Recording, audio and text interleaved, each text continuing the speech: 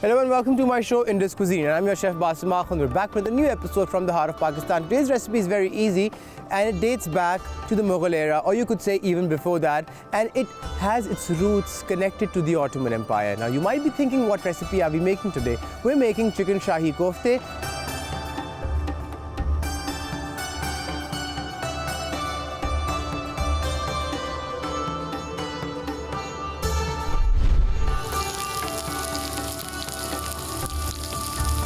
The Mughals also, who were known as Mongols back in the day, were people who migrated from the Samarkand area to Pakistan, and they brought all the culture with them as they passed through the Silk Route and coming down to Afghanistan and then eventually to Pakistan.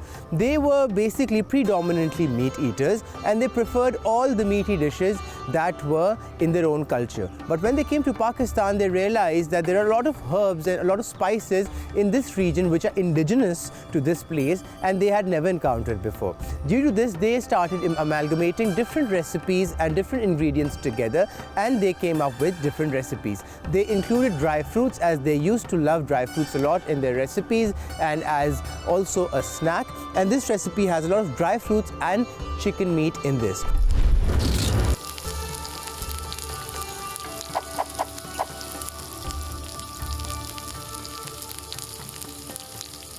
So what are the ingredients today for this recipe? I'll let you know, but you have to remember this recipe is going to be cooked in two parts. The first part is we'll be making kofta. Kofta is also known as meatball in the Western language or in English, and the second part would be we'll be making the gravy for this recipe. So what are the ingredients you need in the first step? The first step will require around 1 egg white. That's it. I've kept 2. There's a reason why, because at times you never know that the egg from inside could be bad. If it's bad, we'll be using another one. Remember, if the egg comes out bad, you will wash the bowl you've cracked it in, and then you shall use the other one. We'll be only using the egg white, not the egg yolk, remember that. Then you need some garam masala, which we shall add in this. You need some red chili powder, white pepper, yes, you've heard it right. There is black pepper and there is white pepper also. White pepper is also easily accessible, but I think it's not available throughout the world. So if you cannot find white pepper easily, you can substitute it with black pepper. But yes, the flavor of both the peppers is a little different, so the flavor of the recipe will also vary them. Then you need some cumin powder, you need some coriander powder, you need some fresh coriander, which we shall finally chop. You need some oil for lightly frying it, not deep frying it. And then you need half a kg of chicken mince. This is all you'll be needing for today's recipe. So firstly, what you need is you need some fresh coriander. Okay, when we say fresh coriander, for this recipe we'll be using just a little bit of the sticks of the coriander. You need to finely chop this really fine. Why? Because if this will be finely chopped, then only you can properly mix it in the chicken. So we need around 2 tablespoons of finely chopped coriander. Spread it out. Okay, this part, the end part, I'll let it go in the dustbin, which is over here on the side today.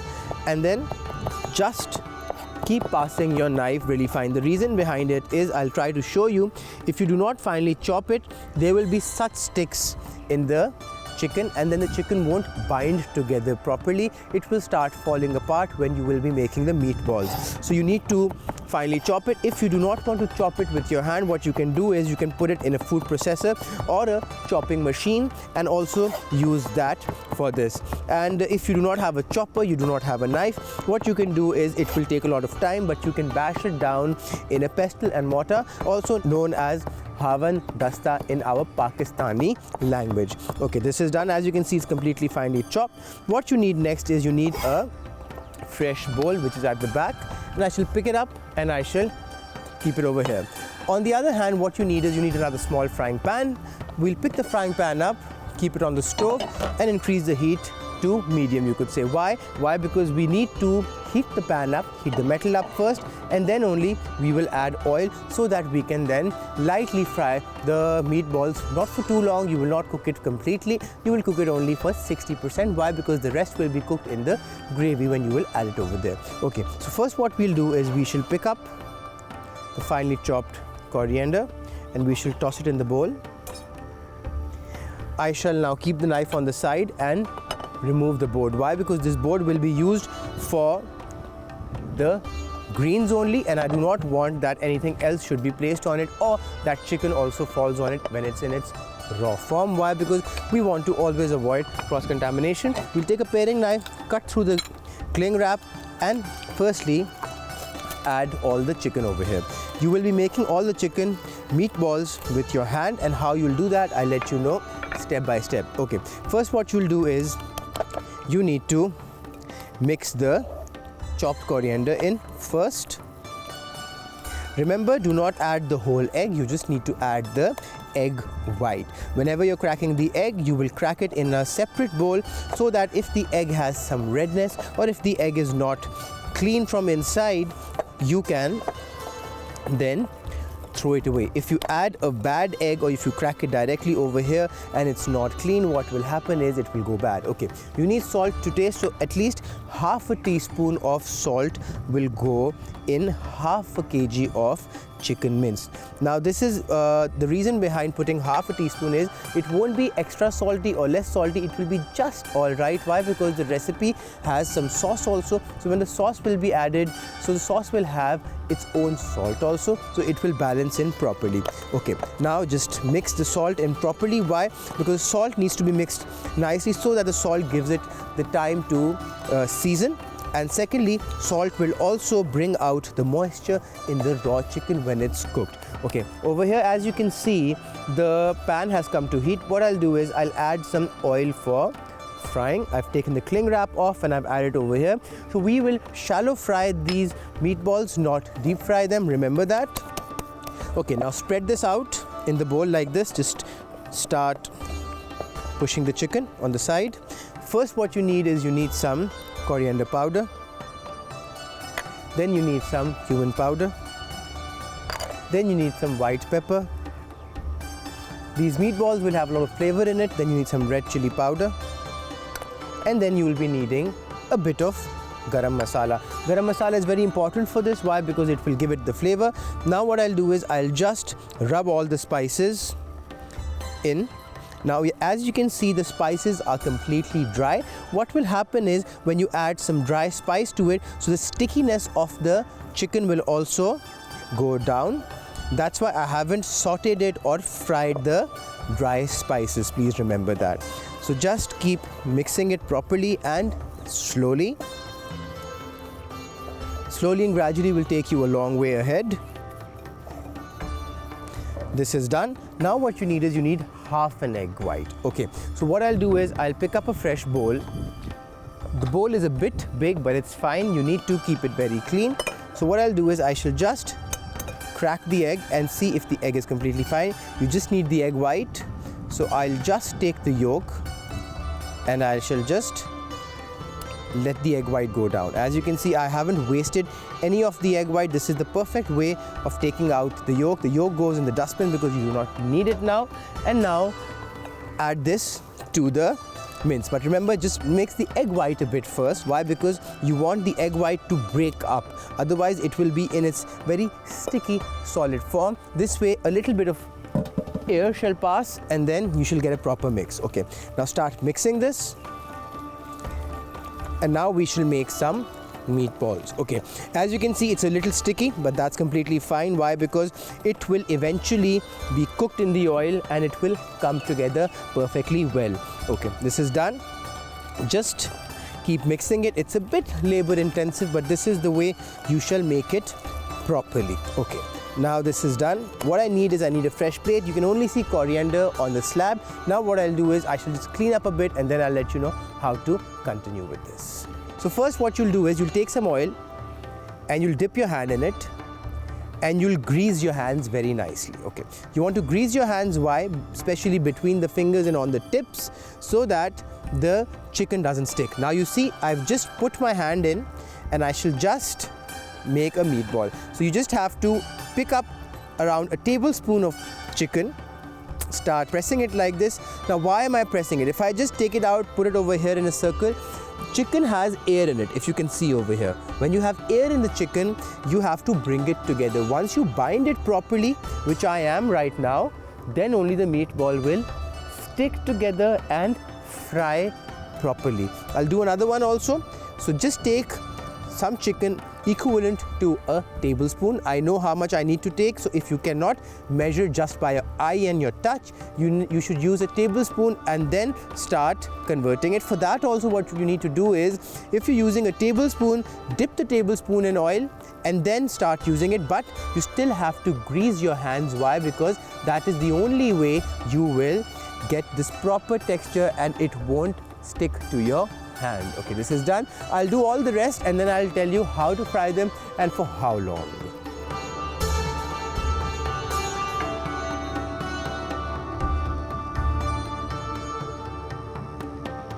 So as you can see, I've made the meatballs, the koftas over here, and this recipe can easily feed up to 4 to 5 people. Remember, I've told you a lot of times that Pakistani cooking is all about cooking for more people. Why? Because as Pakistanis, we're very hospitable and we do not cook for as many people as we have in the house. We always cook for at least 2 to 3 people more. The reason behind that is you never know when your guests can come, and we always have an open house in Pakistan and we always greet people no matter who they are.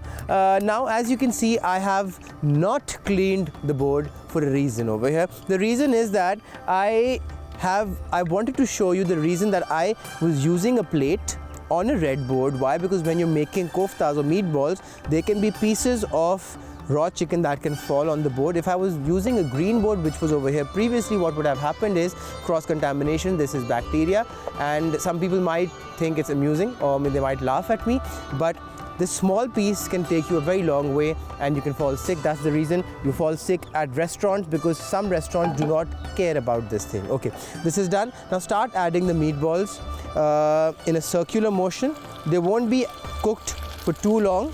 I'll be cooking them only for a very short while. Keep a distance between the meatballs. Why? Because you want to allow them to cook equally, efficiently, and all the sides of the meatball will get this oil when I'm cooking it. Okay, so I'm adding all the meatballs in it. You don't need to keep them an inch apart. A centimeter and a half would be fine. You just need the oil to pass from between. Okay, now as you can see, the color is changing. What I'll do is I'll let it cook and then I shall change the side in around, you could say, 30 to 40 seconds. Let's give it 30 seconds and I shall shift it in front of you and then we shall take a break. The second part of the recipe will be the sauce, which has a lot of things right now over here. And how will this recipe made? I'll let you know. It's been 30 seconds now. You can see the chicken's color changing. Just flip it around. The heat isn't on full. You are getting this nice light brown color. This is all I need. And then I shall dish these out, not more than 1.5 minutes over here. Why? Because I want the rest to cook in the sauce. That will be the real flavor, and that way the chicken will get this nice crispy texture on top, which comes from the oil frying, and then the other softness in between will come from cooking it in the sauce, which is also compared to boiling the meatballs. And as you can see, it has changed in color. Now we'll go for a short break, and once we're back, the chicken will be out, and I'm repeating it again, 30 seconds more and then dish it out. Don't go anywhere. Keep watching your lovely, beautiful show, Indus Cuisine.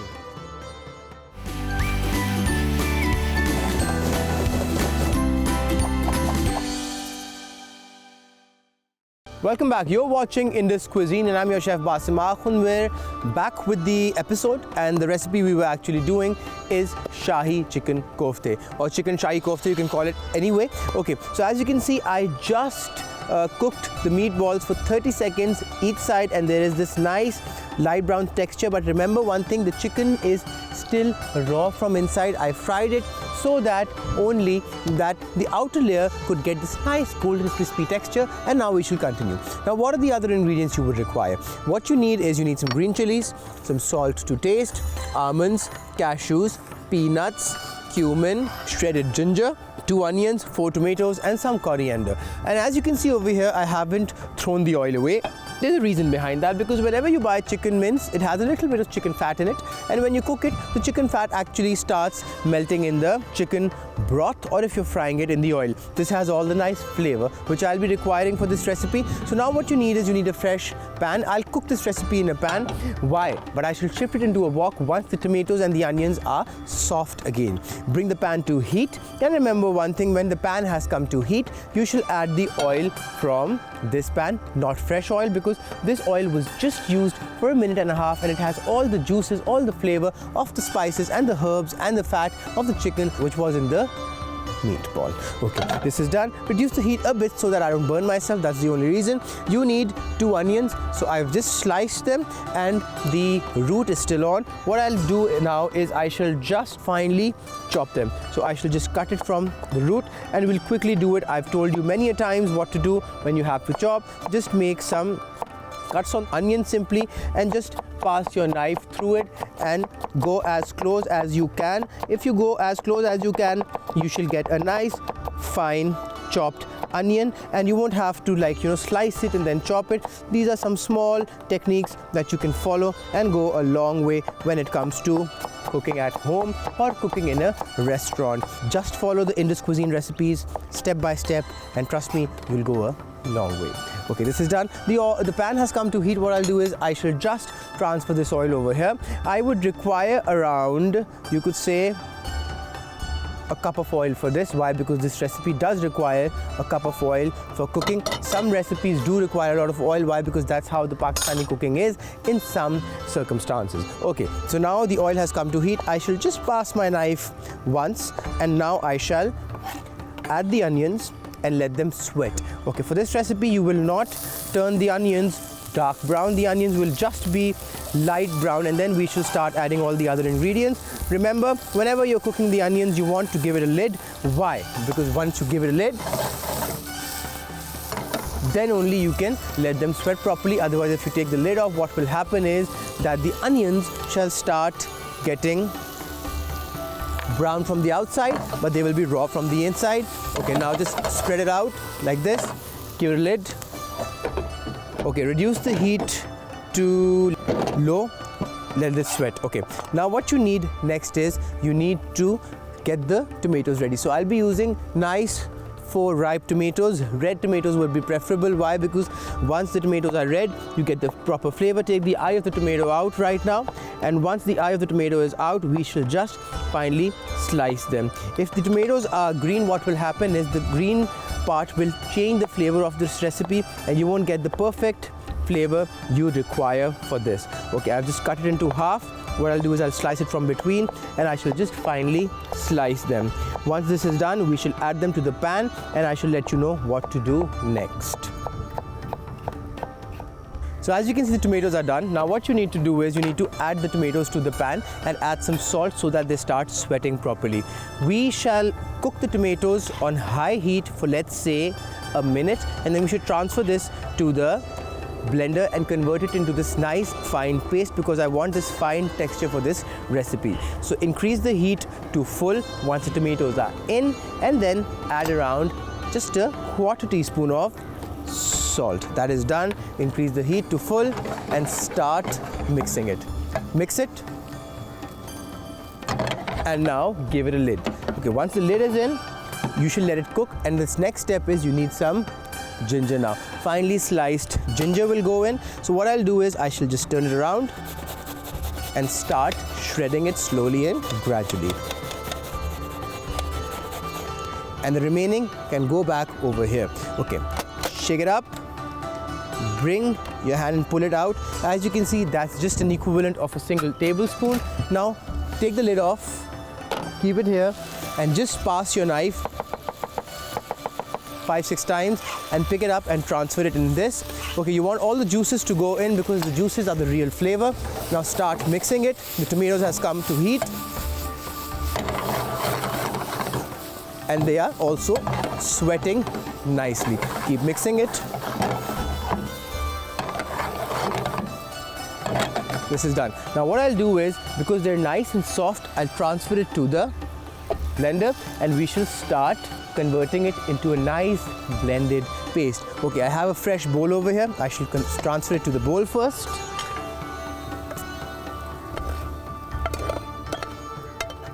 We want it to be like a nice sauce, remember that? Pick it up, transfer it into the jug, give it a lid, and now process it.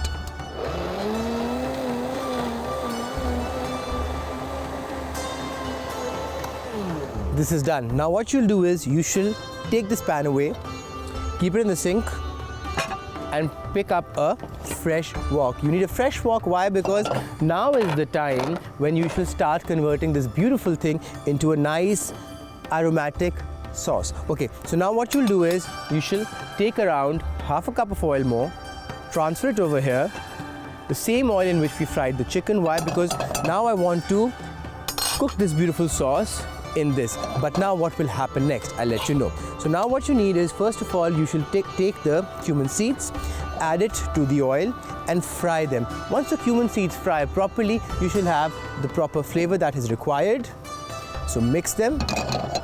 You've mixed it up, and now we shall start adding some of the dry fruits which we shall fry, and then we shall add the cashews, then we add in the peanuts, and then we shall add the almonds. These are done. It goes on the side, and now what you'll do is you shall start frying the beautiful green chilies we have over here. Okay, for that what you'll do is, first of all, give this a lid and keep the heat to low right now. Okay, so first take the stems out, and you need around 8 to 10 green chilies for this recipe. Okay, we shall just pick it up and throw it in the bin, and as you can see, this has come to heat, and reduce the heat to completely low on the pilot now, and just slit the green chilies into half from the center. This is done. Slowly and gradually, it will take you a long way. Please remember that, don't forget it. Why? Because this is how you will cook properly and efficiently. And now I shall just transfer all these green chilies over here and increase the heat and fry them with the cumin. I want the oil to get a bit flavorful with the chili fragrance.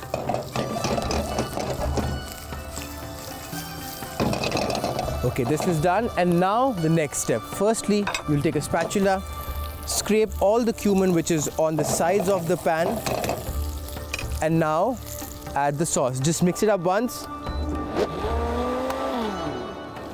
and take the jug and transfer all the goodness over here. Give it a lid. It bounces a bit, remember that. Now what you'll do is you'll take half a cup of water, place it on top, give the lid back on. Why? Because there's a lot of paste over here, and mix it up.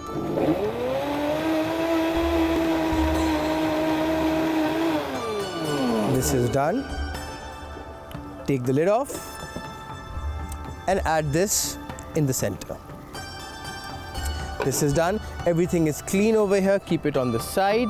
And now what you'll do is you'll add the meatballs, but let this cook for at least 5 minutes first. So till the time this is cooking for 5 minutes, we'll just clean up, and then I'll let you know what to do next. So as you can see, I've made the whole recipe properly. It's completely done, but the meatballs are still not in. So what we'll do is we'll reduce the heat to the pilot now. As you can see, there's a lot of sauce sticking on the top. Why? Because when you boil the finely processed tomato and onion sauce in the pan, what happens is it starts jumping. So what I'll do is I'll keep this on the side just momentarily, and now as you can see, there is oil on the top which we added in the beginning, which means this is cooked. But now if you add the meatballs right now, what will happen is the meatballs will stay raw. Why? Because this will get too dry for it to cook. So what we'll do is we shall add just another half cup of water. Why? Because the meatballs need to be cooked for at least 5 minutes. So half cup of water goes in, the heat goes up completely, and what we'll do is we shall start mixing it so that it gets a little runny. Now as you can see, when you add water, what happens is the curry, when it leaves its oil, that means it's ready. That oil will get mixed again, and then the cooking process will start again.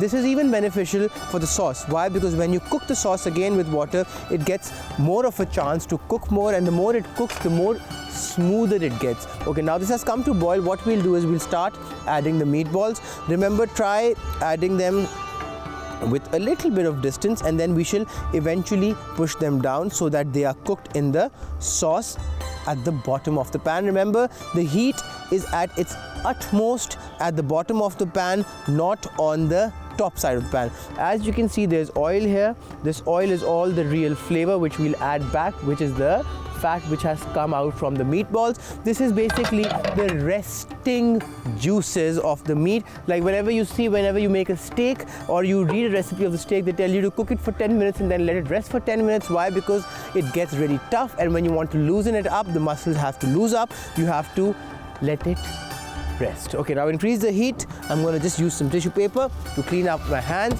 and we need some salt. Why? Because the salt I added was just a little less. So let's say just around a pinch. And then after this, towards the end, I shall add around a 1/4 teaspoon of garam masala in the sauce. Let this cook for 5 to 6 minutes. So till the time this is cooking, what we'll do is we shall clean up and get ready for the final look of the recipe.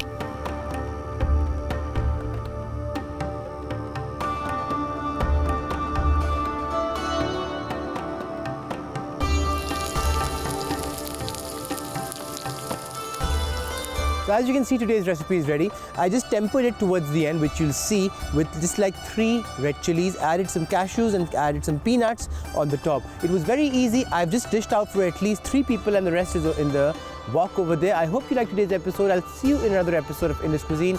Take care of yourself. Signing out, lovely people. Bye-bye.